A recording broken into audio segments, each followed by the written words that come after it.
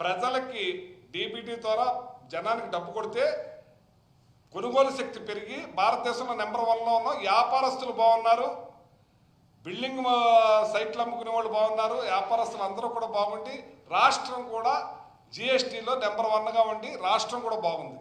ఇవాళ భారతదేశంలో 3-4 పాయింట్ డౌన్లో ఉంది జిఎస్టీ. ఇప్పుడు అర్థమైందండి. అంచేత ఆయన ఎప్పుడు కూడా జిఎస్టీ ఇంకా పడిపోయేటట్టు, రాష్ట్రం అప్పుల పాలు అయిపోయేటట్టు ఆయన హెలికాప్టర్లు కొంటారు, ఇంకేదన్నా కూడా కొనడానికి కూడా సందేహం లేదు. ఎంచేతంటే జగన్మోహన్ రెడ్డి గారు అప్పుడు ఒక స్పెషల్ ఫ్లైట్ ఆయన ఒక్కడే వాడేవారు, ఆయనే హెలికాప్టర్లు తిరిగేవారు. ఇవాళ పవన్ కళ్యాణ్ గారి స్పెషల్ ఫ్లైటు హెలికాప్టరు, వాళ్ళ అబ్బాయి మన లోకేష్ గారు హెలికాప్టరు స్పెషల్ ఫ్లైట్, తండ్రి హెలికాప్టరు స్పెషల్ ఫ్లైట్. మరి ఇప్పుడు ఏమైపోయిందండి? ఇవాళ సంవత్సరం తిరగకుండానే 1,70,000 కోట్లు అప్పు చేసేసారు ఈ రాష్ట్రం.